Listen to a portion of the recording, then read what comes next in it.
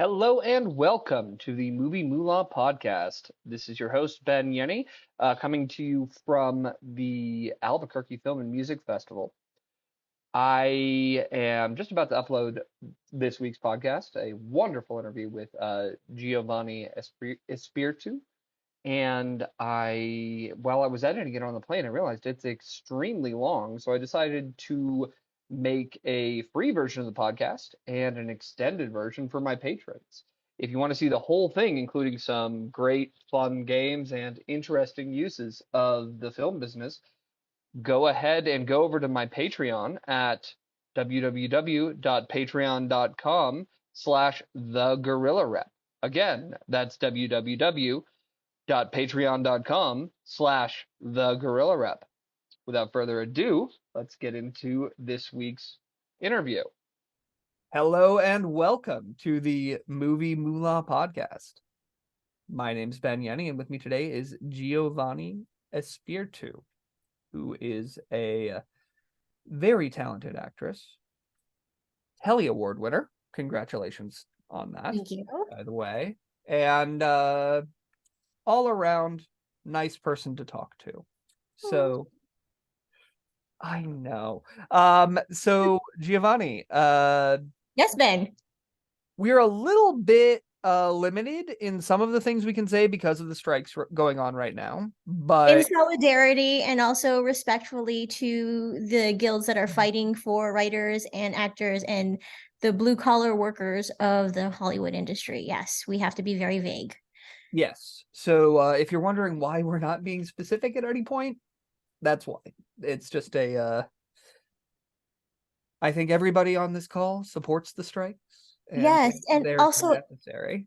it you can trade it like a really fun mystery game, because if we give clues, then you can go and you can scour and be like, what project was that they were talking about? So it could be a game. It is a fun game. I mean, I'm pretty sure they'll all be. Your IMDb is very up to date, I believe. So yes, but I cannot talk about the things on said IMDb. So, Giovanni, how are you in LA these days? I know. Were you in San Francisco for a bit, or were you always in LA? So I started my career in San Francisco, and it, like for the people that kind of follow me or know me, it started in a weird way.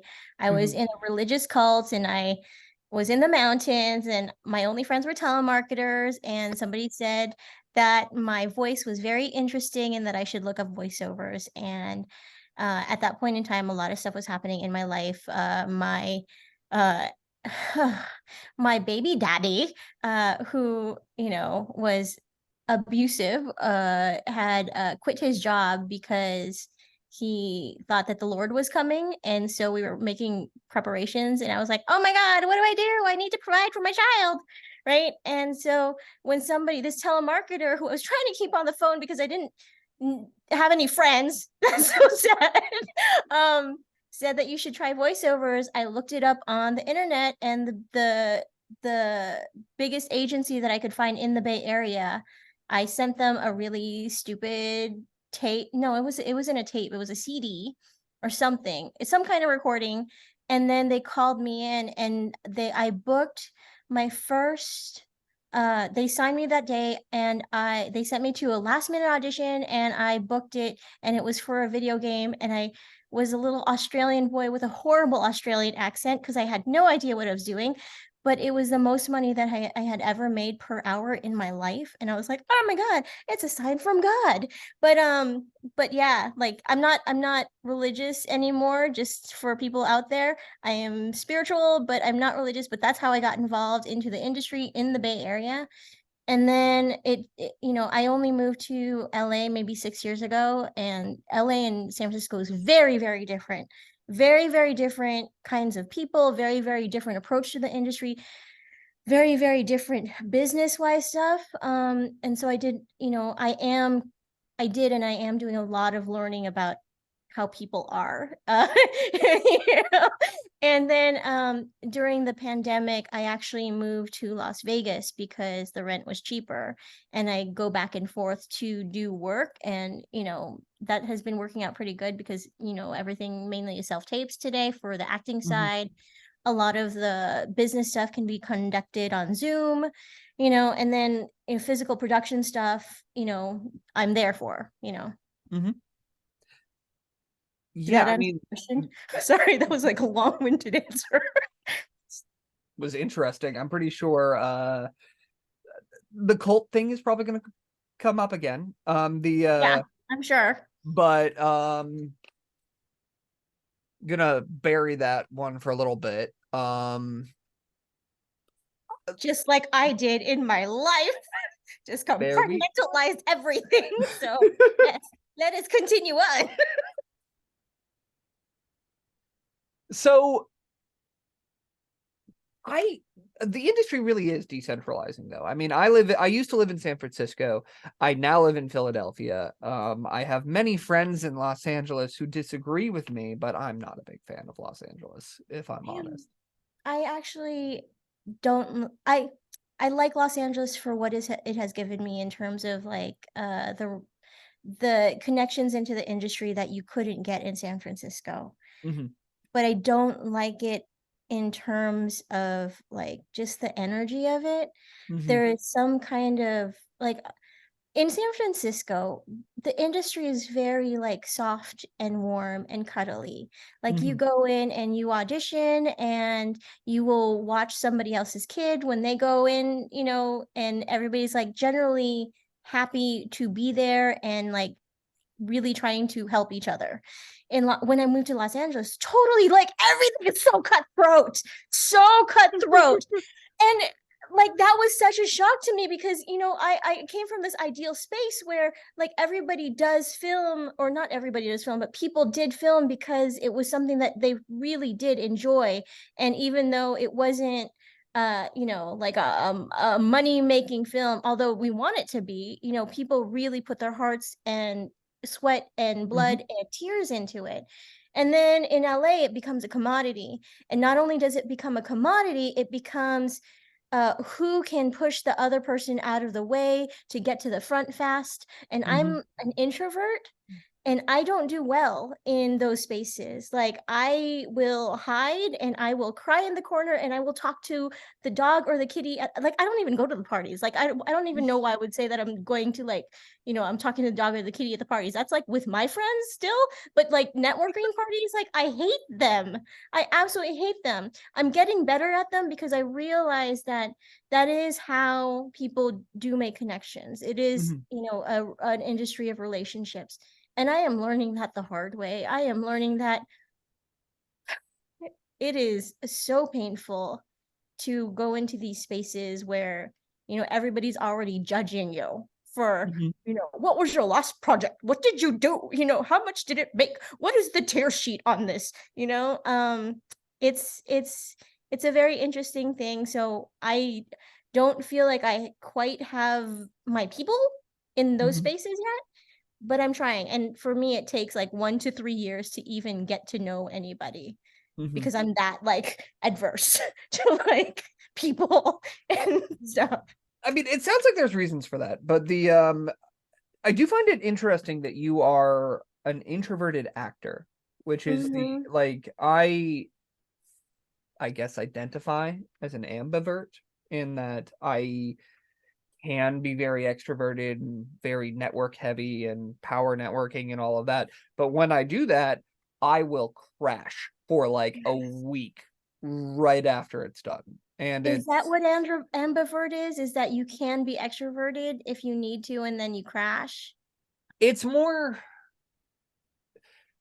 you can do that as an introvert too. The big thing is like where you draw energy from. Right. I do So not yeah. draw energy from people, Yeah. and I commend you so much because if you can do the power networking thing, that's Mhm. amazing. I am It's learning that skill. I am trying so hard to learn that skill. Mhm. But yeah, what was your question? I totally I don't know if I got to it, but the it's all good. I guess a lot of people in this industry are very introverted, especially if they're the behind the camera side. So you say you're learning to power network, or at least network better, and not just at least talk network. with the Power client. network is a whole nother level. I'm trying, like making friends is the first step. Like introducing myself is the step before that. I'm getting better at that. I'm actually getting better at like introducing myself to people. No, sometimes yes. If I have someone there, I can introduce myself. Yeah. I generally find that I have to be at an educational event. So there's something to do, like learn about, distribution, learn about, what the next AI, leap is going to be. And then from that, I can, hang out in the back and then, be like, hey, when they said bleh, what did you think about bleh? No. So that's like my little, like try to talk to people thing that I'm trying out. But yeah, I'm super introverted. I know that I can be extroverted when I need to be. And if it's a role that's an extrovert, for whatever reason, I can do that because I have the safety of I understand what I need to be doing at this point, and I understand what I need to say. That helps. It does. I mean, personally, I'm very much better at business networking. I know, because I know the rule set, basically. I know what I'm allowed to say, what the general next questions are, and how I can excel in that field. Where I am terrible is just at social events. I go into networking then, and that makes no sense. When you're in Philadelphia, nobody cares what movie you made. It's just yeah. Both of those are extremely terrifying to me. I don't know the rules of business networking. I don't know the rules of social networking. I just, like I'll have conversations with people if I can even like gather the courage to talk to somebody. The first time that I talked to you was because I had a question, right? And then I think that's right. Yeah. yeah. And so if there's no purpose in talking to somebody, I don't know what to do. And I don't like asking people for anything, which is something that I need to learn in this business, is that if you have, like a project that you want to have made, you have to start being okay with these money conversations and asking for things. So, and it's a hard lesson. It's a hard lesson, and it's not always easy to transition to that ask. It took me a while to get there. I think you were talking about the like being decentralized. I remember there Oh was wow, something. that was the last time we actually had an anchor to this conversation. But it's a oh, it's gonna be a fun one. I have ADHD. Yeah, so do I. This is why I mean that, I'm and trying. dyslexia, which is why I'm not going to say the name of the organization we're striking, because I always mess it up. Okay. But the jokes aside, Yes. what how are you actually training yourself to be able to network or do anything? Is Oh there my any God. tips you could share? Um, I read somewhere, and there's some business book somewhere that I don't even know if I read it. I think maybe somebody said it to me, where it's like 95% of success is just showing up. So like this weekend I have a producers event that it's an I don't know if it's like a spring something, right? At some studio. Da, da, da, da. But it's not AMPTP. It's not that related. Like Yeah. it's the I don't even know if it's a studio actually. I think it might be at some gathering space in LA that's fancy and shishi and whatever. Um, I'm just gonna show up and eat food. Let me get better at that. The things that I've learned to try to quote unquote network, it's going to educational events. That's where I feel safe, and then from there, if I do have a question, then I don't sound so stupid. Ask asking the question because it's a genuine ask. Mhm. The things that I'm scared about is being inauthentic and doing that whole schmoozy thing that people, that people say that networking is, and maybe I need to get rid of that whole It's thought of schmoozy because I feel like for me it takes a while to even develop a relationship or even be able to talk to anybody Mhm. coherently. Like I have to feel safe in a conversation. Yeah, so just being in the space, I, got to where I am in terms of making films, short films, the Telly award-winning film, the bigger feature that I just completed, all that stuff, because I wasn't afraid to do grunt work. So that's been my networking thing is Mhm. I will do work for free because I'm good at it. And also I want to learn. So, I interned at a lot of offices for Mhm. free just so that I can learn what was going on. And also the networking wasn't I'm schmoozing and hi and I do this, I do this. I'm actually providing a service Mhm. and getting to know people that way. So that's how I kind of network. Mhm. I'm doing the leap into the go into a social situation and network, but my first step is just showing up, honestly. Yeah, I mean that's anybody's first step. Well, I Yeah. mean, I suppose the first step is the one getting out of bed, but Yeah. that hopefully that can be a challenge some days, but Yes. yeah, it's and that's okay. That can be a Yeah. challenge some days, by the way. It's Yeah. a Some days you need to be a potato and it's yeah, okay. yeah.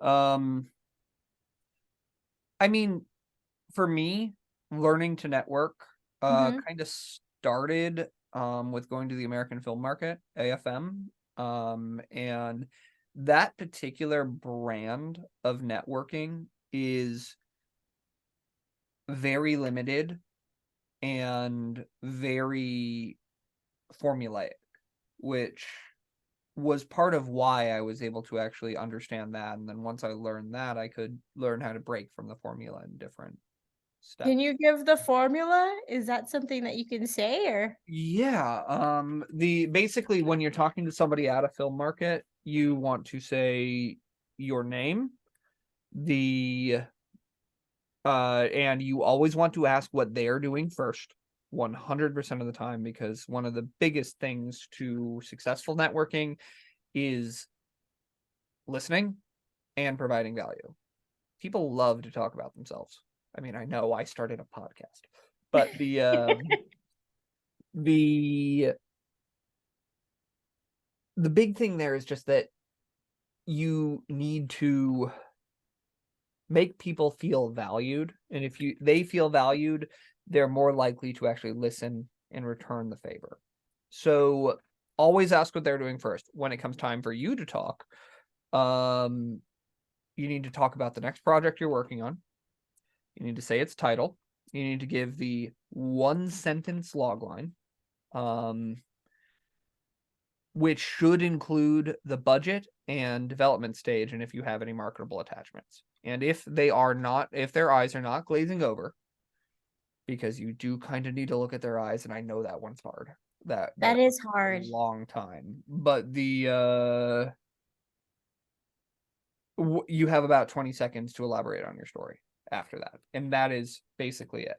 You have 30 seconds for that whole interaction. And which means you need to have your pitches down flat. And it takes a while and a bit of practice, but there's Can you give an example of like a fictional something, like a fictional project of like what you would do? Like, probably not, because I normally hone these for a couple days before, but I can gotcha. give you, yeah, actually no, I can't, because guild and Right. That's why I'm culinary. like, But okay. yeah, the what I can say is that uh it's in my book. There's an entire chapter on these exact sort of pitches And there. you can promote your book. That's not a That's nice. non-guild I thing. know it is. Yeah, you're That's right. awesome. Yeah, you're right. It actually has nothing to do with any guild anywhere, because I'm not Yeah. a but it's and also I haven't promoted my book on my podcast yet, even once. That's the first time. Wow! Yay! Everybody get Ben Yenny's book, especially if you're going to AFM. I mean, yeah. Am I allowed to say that? I'm allowed to say that, right? I think so. Okay. I mean, it's a book. It's not a project, technically. Right. Okay. I mean, I have no idea really, but forgiveness, not permission, and we're sorry. I know. I'm sorry. Yeah, it's a weren't trying to break any rules there, but yeah, the American film market, I don't believe is directly affiliated with any organization other than the Independent Film and Television Alliance, which I have no idea whether they're part of the other one that I don't want to say wrong. But yeah, most of the people at AFM are way, way, way smaller. Yes, exactly. Struck. But once you get, I mean, like, once you get the basics of it, it becomes a lot easier to do the rest of it. There's also some things around confidence and body language and just, but in reality, really what it comes down to is managing your own mindset and figuring out what you need to be able to feel up to putting yourself out there all day. And that's not an coffee. Lots of that. Yeah. Lots of coffee. I have cut back on the Red Bull massively. Not spawn. Damn it. But I make a massive exception at markets. I have like so much. Unless, okay, if I'm at con or EFM, I drink the coffee there because it's better. Yes. It's just but yeah, it's but if I'm at like AFM, I'm probably bringing my own Red Bull. It's right. Yeah. Do you stay there the whole entire time? Huh? Do you stay there the whole entire time? Depends on the market. AFM, and also depends. If I'm boothing, yeah, because they're expensive. It's right. They're like just in booth rental if you actually get an office as opposed to just a shared thing at AFM, and I know this for a fact. Like thousands. Tens. Yeah. It's nuts. And you basically can't waste a second because you have to make your money back. And I actually for a while did not, when I was running Mutiny, we didn't really charge market expenses because we were online and it was pandemic. Right. If I were doing it now, I'd probably charge market expenses because you have to, otherwise you can't run a business. Basically. Right. It's but the problem with that is that so many distributors massively and sales agents too massively abuse those expenses so that instead of the if they have a $15 vodka cranberry, which is about right at AFM, they're going to charge that to every single one of their films, not across their entire slate. And that's not good. And that's not something I ever did, but I know it exists and I know it still happens. It's just do producers get breakdowns of these expenses? It's only under audit. Okay. Generally, you don't get an actual expense breakdown per the market. Interesting. Okay. I think there's wisdom to it, to actually doing the whole thing, and I just kind of think you avoid so many problems if you just are transparent about it from the beginning. But that's not, and that view is becoming more common. To be transparency? Clear. The transparency is. It's more than it was when I started doing this, but it might just be that I'm dealing with the right people now too. So there's that, but there are definitely still some sharks out there, And I yeah, that's the thing that I'm learning about, LA is like I don't know how to distinguish the sharks, which I think it's very interesting that you bring this up because I'm reading a book something how to swim with sharks without getting bit, which because I'm trying to teach myself those sales skills that I have no clue about. So all this stuff about, like tightening the pitch to under 20 seconds, like I know a little bit of that, but I don't have an experiential knowledge of it or like how all of that works because there are a lot of sharks in Hollywood. And if you don't know what you don't know, and then you get taken advantage of. I mean, I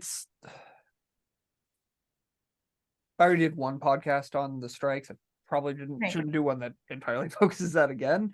Right. But it is, to illustrate that point, there was a studio head that, to the best of my knowledge, is still unnamed, although we all have an assumption of who it was. Detective work. Yes. Who actively said, yeah, our goal here is to just wait them out, let them become homeless so they have no bargaining position. And it's like, that, I've dealt with some skeezy people for negotiations and red lines, but that's a whole different level of awful. And it's just not how I choose to do things. At all. In general, when I'm negotiating, or even when there's a dispute starting, my rule of thumb is first, assume it was a mistake. Second, assume the person, and until you can't assume their mistakes anymore. Then assume the person you're dealing with is incompetent. And once that doesn't make sense anymore, only then assume malice.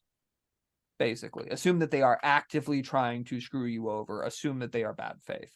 But once you cross into that malice phase with somebody, you kind of always need to assume that they're acting in bad faith and move on. It's like for me, it takes a while to get there. But once somebody has proven themselves to be a bad faith actor once, I'm not saying cut them out and never deal with them again, but assume that they're likely to do it again. And that's how you game that out. For at least how I game it out. Yeah, I'm trying to learn how to not trust what people say, trust more their actions, and even more so their patterns.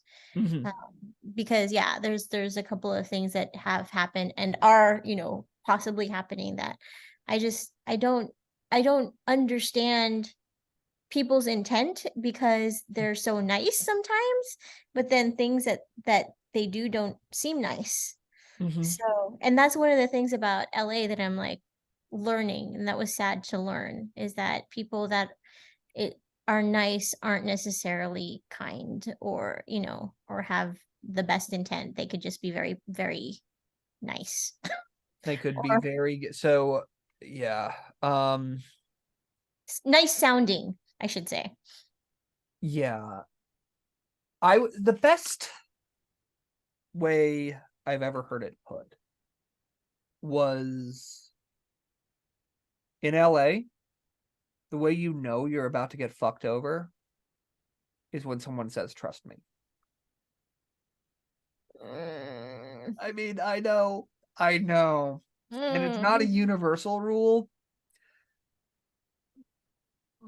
but it is, you have to keep in mind that there's a reason that somewhat sarcastic story exists. Or cliche, it's not a story. I don't know what it is. Cliche. Yeah. But and I know that's hard to deal with because I like dealing with people at face value as much as possible, which is why, I mean, it's just, go ahead. I'm not good at negotiating, you know, like I am so like I just want like even at car things, or you know how some people like going to like the bazaars and like doing the haggling thing. I am not one of those people. I'm just like, here's the thing. This is, you know, what I can do it for, or this is what I can sell it for, whatever it is, whether the buyer or seller part of it, that's the thing. You know, That would be generally termed as good faith negotiation. That's what that is, and it's a much happier world when you're dealing in good faith negotiation. But unfortunately, there's a lot of times where you just have to understand that you're not dealing in that world. It's just exactly. It's and it sucks a lot. And And I'm learning, I'm learning things to be very vague, very difficultly, yeah. Yeah, it's that one took me a while too, to be honest. And I was chided many times for being too forthright on certain pieces of information. But Yeah. And I don't know how to navigate that just yet. Like it's a very strange world. So yeah. I mean, so now this is the thing is curtailing to this way. What are the green flags and red flags of dealing with, just film people in general, whether it's distributors or financiers or whatever, there are some specific contract provisions that I always like seeing, and if I see those, I'm still gonna read the whole thing and make sure I understand it. Right. But if I see certain key clauses, I'm going to read it a lot less harshly. But conversely, there are certain deal terms that get put into things that I will just walk away rather than redline it. It's and there are certain, when things fall out of certain parameters on their first offer, you just have to kind of assume that even if you get the paper where it needs to be, enforcing that paper is going to be extremely difficult. And it's going to be something that, and once your film has been exploited by a distributor, even if they're a good distributor, and exploited meaning the financial term, not but once your film is out there, nobody's going to pay you even close to what it's worth, even if they were in the beginning. It's going to drop like 80%, even if you get your back. And that's extremely problematic. So you have to be very careful when you get your first deal, because your first deal is where pretty much all of your money is going to be made. And if you have to strip your rights back, at some point you have to, always, 100% of the time, well, not 100% of the time, there is a point where it makes sense to get your rights back and just put it up on Film Hub yourself. Right. But if it's already been out there through a major distributor, it's really hard to get an MG for it ever again. It's just, and it's unfortunate. Yeah. Like that's one of the first films that I did that was kind of that situation. I'm just going to speak in generalities, but very niche film, had some really good reviews at, in these niche markets, for what it was, right? Like really excellent reviews. And we were super excited when it got signed by a distributor for worldwide rights. And yeah, Ben's making quotation marks here. This was the first thing. So naturally we're super excited, right? We have a distribution deal, and it got sold for US, and then we got the paper for Japan and Germany, but we never saw any money. And then Did you see money for US? No. And no contact from there. And then their offices were in Canada, so it's not like we can go over there very very quickly. And then any type of negotiation had to go through the whatever the negotiation thing is, which would cost more money. Arbitration, you mean? Yes, like, Yeah. but some kind of like arbitration. I don't remember what it Yeah. was. So my partners just got the rights back, but evident, like, since it had already been exploited, it was like, Yeah. so it was like, did not learn, did not get a good deal on that one. No, I mean, and honestly, the first time you do any sort of new transaction like that, new acquisition to a distributor, or even if you're an entrepreneur and selling your first tech company, whatever it is, everybody gets fucked over on the first deal. By the way, we're past the first 20 minutes. We've been for a while. Okay, good. So we can say fuck. Yes. But no, it's just I might have to mark this not for kids, but who cares? Okay. If there's a kid watching this, I know.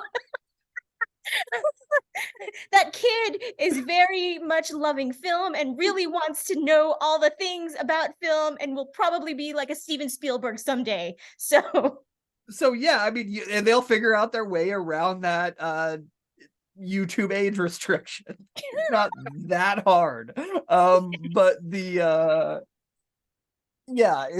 and on Spotify it'll say explicit, which means it'll fit in with the rest of my entire listening catalog. oh my So, goodness. And I could say that I'm explicit. I'm on an explicit podcast. Oh my gosh. that'll probably drive clicks. So but the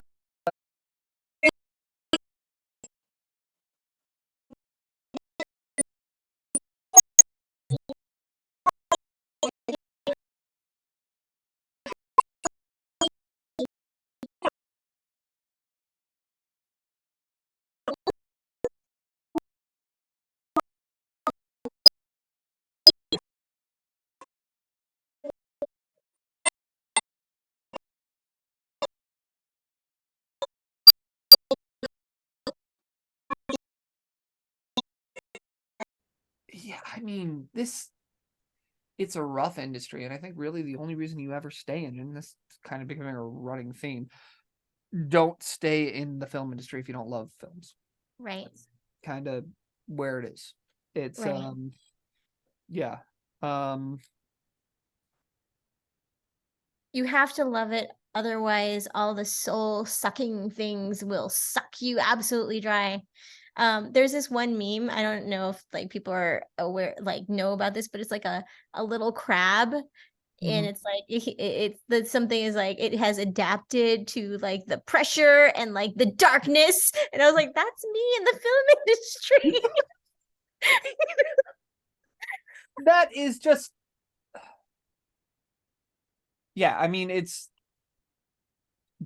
almost certainly, no matter what you're doing, unless you almost literally hit the lottery and end up with in the top 1% of the 1% of this industry, you're not going to make good money. It's just not it. You can make a healthy living if you really grind it out, but and you're smart and a little lucky, you can make a healthy living. But if you are not there, if you're not in this for the love of the game, you should go find a different game. Basically. I mean, there's no shame in admitting that you're happier somewhere else than this industry. And I don't know if I'm at that point yet. Like I definitely, like I came into this industry on a weird way and I loved it. And I loved the, that, like, I honestly think that acting or, films teach people empathy. I really still believe that, and like how the power that they have to change the world and, to move the needle. I still believe that. But the industry itself is super toxic, and I don't know if my soul can take it, but I'm definitely. You still have a soul. There might be hope for you yet. But the no, I'm trying super hard. Like I'm trying to be like I remember I had this conversation with a mentor of mine where I was trying to fight for something, right? Trying to fight for something. And I was like, but I don't want it, like, if this is my project, then I want to try to, as much as possible, set the intention that people feel valued and appreciated, and that we like enjoy working together. Like, I know that that's possible. And she was just like, honey, that is a pipe dream. And I was like, but it, like, if I can like do this in this little thing, I'm not trying to change the whole industry, because I know that's impossible, and that's out of my sphere of influence. But this thing that I can try, it failed. Just letting you know, I tried the hardest that I could to make it a safe set, but there were things that happened that, like, I was not aware of. And I feel very like I don't know how I could have fixed that. There's only so much any one person can do. I mean, I started a lot of the things I've complained about on this podcast. I literally started a company to try to fix. And it was just that, I mean, I did end up selling that company for lots of reasons, but the biggest one just came down to, if you don't have the right, the biggest one honestly came down to, while we were very successful, it was really, really hard. And there's only so much runway anybody can have on that level of emotional turmoil. Oh yeah. It's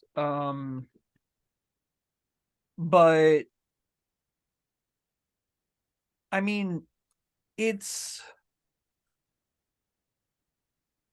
still better than selling insurance for me, at least. So yeah.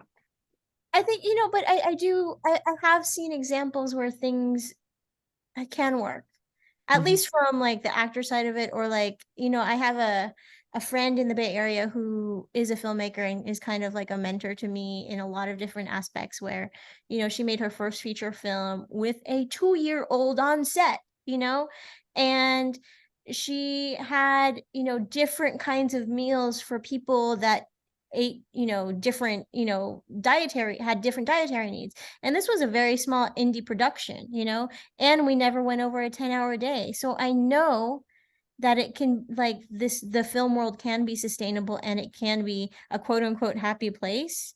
Even though there's like, different like logistical stuff that happened on set, like a toilet exploded, and that was horrible. And one of the days, actually, well, this was not, thank goodness nobody got hurt, but they did get held up by gunpoint on one of the shooting days. So that was a big, Wait, was this in the Bay Area? In the Bay Area. I remember that story. Yeah, so, like, but the actual production part of it, the being sustainable, the, making concession to try to be, environmentally friendly, and, have different dietary needs, all that stuff. This one person like made sure that those things were taken into account. And that's fantastic. I mean, Yeah. look, it's not for the faint of heart, but you are right that I think films do actually have a societal good as Yeah. well. I'm not sure that the ones all of us see have as much of a societal good. If I'm honest, I think independent films often have more, but they have less impact because they have less reach. Right. It's I think one of the reasons that I'm able to read people at least reasonably well is because I've watched a lot of independent movies. It's true. You understand a lot more about the human condition when you watch a lot of dramas. It's just what it is. And unfortunately, nobody wants to buy dramas. And that's not just on the sales agent end. It's hard to sell them. Wow. I mean, honestly, when I'm doing these podcasts, I do try to come in a bit cold, like understand the person I'm talking to, but generally have some topics to go into to have an interesting conversation. And I try not to prep actual questions or anything, just because I feel like it detracts from the free-flowing conversation, which is what makes a podcast interesting to me. Yeah. But but specifically on this one, I really didn't know where it was gonna go. And you're an interesting person to talk to. So that's kind of where I was with it. I think this would have been a little more useful if we could talk about how you got certain acting gigs, but it's But we can't talk about the things. If we want to play games again, I can kind of describe what project it is, and I can probably say the process of it. So if you want to okay, let's try that. That's fun. Let's do that. Yeah. Okay.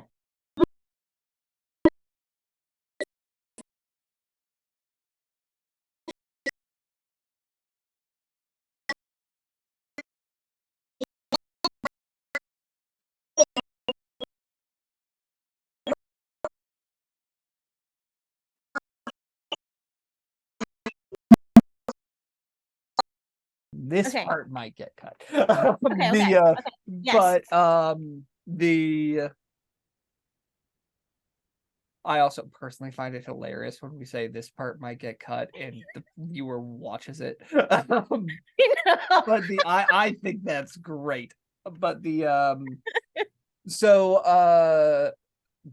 you can be selfish. It's the thing. But anyway, so yeah, I mean, I guess the biggest takeaway that I want people to actually, who, if you've made it this far, I'm actually impressed. Thank you for being here. Yes, thank you. But the biggest thing I want people to kind of take away from this is just more it's not this journey, no matter what level of success you make it to, it's never a straight line. It is a squiggly mess. And it's not, and that's okay. I mean, look, if you're making your bills and you're even barely, and you're not going into obscene amounts of debt, you're probably fine, and you're enjoying your life. That's enjoyment of life. That's a huge thing, because success is so subjective, like it is so subjective. At this point, I'm like, like I received an award, I think like 3 years ago, for like it was something about thought leader, Filipino international, thought leader, like best 23 in the world, whatever. But one of the things that they had us do is condense your acceptance speech into 10 words. And what that made me do, it made me really clarify, okay, what do I want to say? And what do I want to say to these people here? And what do I want to say to the world? And so my 10-word acceptance speech was break hearts wide open and create more moments of joy, which is very much what I want to do film wise. So if I have moments of joy even in my daily life, that's a success, like and this industry, there's and in the world too, there's so many like different, like, oh, you're only a success if you make money at the thing that you as an actor, as a filmmaker, or whatever. I made most of my money honestly as an acting coach. That was my day job. I don't think that I'm unsuccessful as an actor. I've booked pretty awesome things. I've gotten a lot of awards, but I didn't sustain myself or my kid through my acting. It was through the coaching mainly for a long time. So you have to, if you're in this industry, you have to determine what your definition of success is, because I think Coppola doesn't even make money off of their movies. Like, so Coppola has a wine business, right? That's their main gig. He has specifically said he makes more money annually from the winery than he has in his entire film career. Right. I actually represented his nephew, who's Nick Cage's brother, for a movie. And as such, I did get to... So, like, here's the thing. I'd make more money if I was still in insurance, but I'd never be able to say, Oh yeah, no, I sat and had pizza and wine at Francis Ford Coppola's restaurant with his nephew, and Francis even said hi. Right. That's a thing. I've met Francis exactly twice. The other time, I was very, very, very green. And I admitted that a big part of why I went into film was because of Apocalypse Now, which is true. Mm-hmm. I'll never forget his response. I'm sorry. Wow. Even then, the industry was trending kind of downwards, and a lot of people would have more financially successful lives if they were somewhere else, but it's not about the finance. It's if you can actually survive, that's great. And if you're happy doing it, that's great. Right. That's all you need. It's And a yeah, it's a he was yeah, that's the sort of that's thing that really profound, Ben. Like that's yeah. like really crazily profound, you know? Like I don't even like I'm still processing that. Yeah. I mean, it's a yeah, I don't know exactly. I still haven't fully processed it, honestly. And I was in my 20s and I am not even close to that anymore. So when that happened, and it's still not done. It's just Wow. Would you have gone into film knowing what you know now when you were in your 20s? depends when in my 20s, maybe. But the following the film has never been, we all look back and think of things. The following film has never been a thing I've questioned, really. I do believe that if I hadn't have left Denver, I probably would not have stayed in film. I was sick of insurance at the time, and I followed a girl out to San Francisco. I found out I liked the city better than the girl. And I stayed. And I but I don't think I would have remained in film if I stayed there. Honestly, at a guess, just given the sort of person I am, I probably would have ended up in pot somewhere. It's in marijuana. Okay, I was like in pot, Yeah, like yeah. the cultivation of pot. Okay. It probably I just knowing myself, I probably would have tried to jump on the dispensary train as early as possible on The that if I would. The pot sellers as okay. if it's legal. That's probably where, Dispensary. yes, Gotcha. dispensary Got it. thing. That's Okay. probably where I would have ended up. Okay. I mean, you never know, that butterflies wings, all of that, but Right. I don't regret staying. So that's something. But that's about the only thing that it's more, if I had never been in San Francisco, I don't think I would have stayed in it. So, and I've never lived in LA. I go to LA a lot, but yeah. Right. I don't know that I would have like the one of the like I love it. I love like I have loved it, I should Mhm. say. But like because I got into it in such a weird way and I don't have any I didn't finish high school because of the cult stuff. Mhm. So it's like I didn't have an out. You know what I mean? Like I had to just keep going. There You're was kind of no in that planning trench. You for don't me. have a ladder up. It's like, Yeah, yeah, no, I got you. That's you yeah. know. So and now that I, you know, have a little bit of breathing room, a little bit, because my child is no longer a child, even I call them a child, Mhm. where they're a little bit more of a person. and doing their own thing, and I can like see like what is it that I actually want? What is it that I actually enjoy? And I'm starting from, not ground zero, but like I have to really ask myself, do I really want to do this some more? And for some of it, yeah, like for if it's like acting stuff that is not just commercially stuff, like I still have a passion for it, and only certain, well, not only certain, but I'm tired of like the one liners. I'll still do them, but I'm kind of tired of them. And I like creating films, but I've learned, and I am learning, that who you surround yourself is very important. Who you surround yourself with. So, and I have, and that's why I'm doing the networking thing, because I want to know who the good peoples are out there. And it's going to take me years to find out who the good peoples are, because you can only plant seeds, and then you get to know people over time. Because what people say in the beginning is not necessarily who they actually are. I'd say it's almost certainly not who they are. It's probably has elements of who they are in it, but Yes.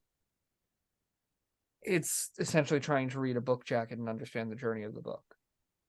So yeah, and that takes a while. Yeah, it takes a while to know what the insides of the book and where the crazy is and where the awesome is. Oh, and there's always crazy. There's always crazy. It's just like, what kind of crazy are you willing to put up with? Where's your level of comfortability in that? Yeah, no, I completely agree. So I asked my guests the same 3 questions to wrap up. Okay. I mean, honestly, I could keep going, but I'm pretty sure it's my dog's birthday. And it's also my and I'm pretty sure my wife will be very mad if I keep staying on the line. Yes. But so I asked the same 3 questions. You can answer the first one second if you like. And we're gonna have to modify this because we can't say movie names. Okay. So you just got me on the math. Say the first one second if I like. I'm still thinking about that phrase. Forget it, because we're gonna be. Just ask me the question. So yes, so the actual question is, what are your top 3 favorite movies as it stands right this second now? Top 3 favorite movies of all time as it stands right this second now. Right this second now. They can change in 10 minutes. So like it's not like you have to stick by this list forever. No. Yeah. Top 3. But we can't say movie names. Right. So genres. This is very interesting because I will try to give clues, and then this is better. Yeah. If people get it, then they get it. And if they don't, then they will just have a question in their brains forever and ever and ever. First one is by can I say filmmaker? Yeah. Okay. Luc Besson. Black and white film about an angel and kind of like a street, I want to say tramp, but he's not really a tramp. He's like a, like a everyman. Yeah, that one. That's one of my favorites. The one that we talked about is it's interesting because it's like, okay, this one is also a favorite. The one that we talked about, like, that's on my favorites thing. The one about comedian Jim Carrey in a show that is the forerunner of reality TV. Yes, kind of. Yeah. That's one of my favorites, and just at this moment now, I have to say the one that everybody refers to as initials, that has very like ADHD-ness to it, and has like and I watched the producer of that like just go through the journey from like the initial South by Southwest premiere to like the 7 Oscars. So that one kind of like is very like, And the freaking rocks, the rocks that have no like lines, but they have lines, you know, like that was like my favorite scene like of the last year. So yeah, I would have to say those. Are those three? That's three, right? That's three. That's three. I don't normally give my three because I think people would get sick of it, but given we're doing this, I'm doing it.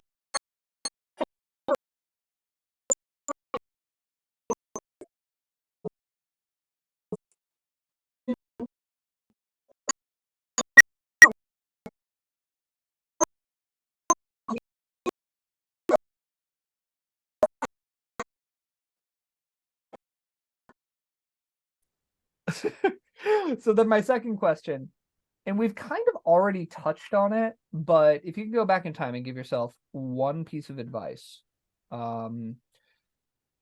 what would that be, and when would you give it to yourself? Oh my gosh. Wow. Okay. Okay.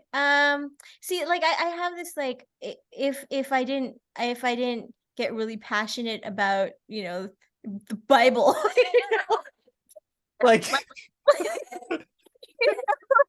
I mean, I like for you, I'm pretty sure I know what that would be, and it might be don't join the cult. But but like, I wouldn't have my kid, and I would like that's an alternate world that I would totally and completely 100% go through everything that I did just to have my kid. So it's like that's such like a so then the question is, you know, after that, after having my baby, what would I have done to change? You know, like I didn't know what I didn't know. Maybe I would have gone to school, but that would have been like really difficult, I think. So I don't know. I feel like all of the choices that I made were made and it got me to where I am now. You know, like you don't even need to change a choice, though. what would I tell myself? Yeah. What would I tell myself? I would tell myself Yeah. to invest in Bitcoin. I had an opportunity to mine Bitcoin when it was super cheap, and I didn't do it, and I regret that so much. But yeah, this was like, I don't remember the exact price, but it was like Yeah. less than $100. And my it's a very interesting. My kid is like amazing, right? And they had an opportunity to mine, like they knew the Bitcoin stuff, right? But I just didn't know anything about it. I didn't have like the funds to like have all of the computers there to like get all the Yeah, things, you know. yeah. But it's like, ah, man, should if when it was super cheap, like that would have been great. But you know, that's probably the one piece of information I would give myself to like, you know. Yeah, I mean, it's like, yeah, I understand. It's also like buy Apple in the 90s. It's Yeah. like it's I mean, sure. Okay, if you're good on that, good for you. That's like the yeah. But it's Last just like finances just help so much. You know what I mean? Like I can't. it's like an honest to God superpower. Having Yeah. just basically unlimited, being a billionaire, it is basically yeah, but Yeah. even being 100 millionaire, just having Yes. yeah, I it's would be yeah, totally fine with that. I I think we mean, all would. Yeah, it's yeah. I mean, yeah. So, final question. Okay. Where can people find you? What are you looking for? People can find me at giovanniespirtu.com or herhunger.com because that's going to be my LLC name.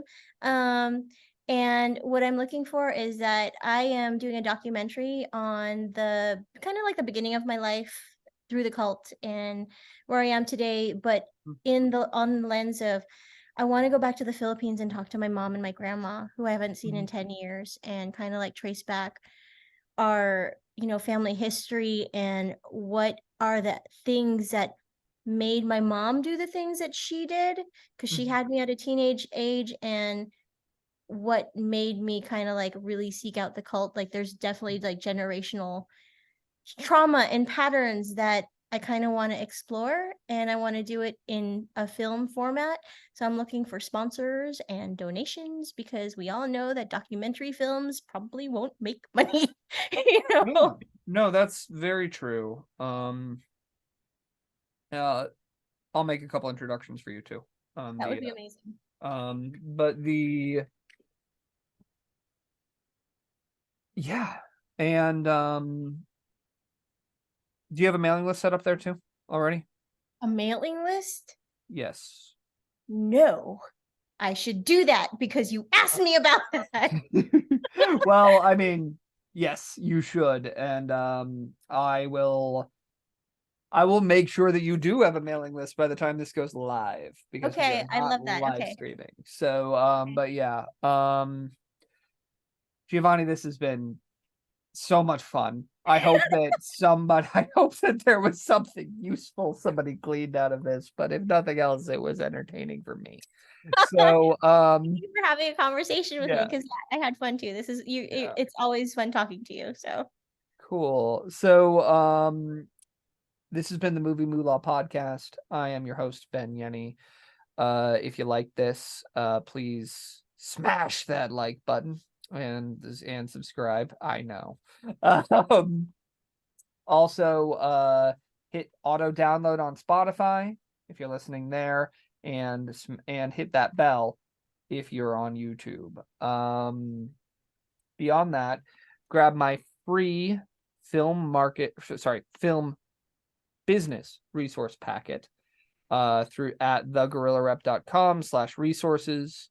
It's got a lot of great stuff, including monthly educational content digests delivered to your inbox to help you keep learning on the go and at a sustainable pace. Templates for investment decks, templates for festival brochures, lots of stuff. This is already way over on time, but anyway, thank you so much for listening, and see you next week. thank you, everyone.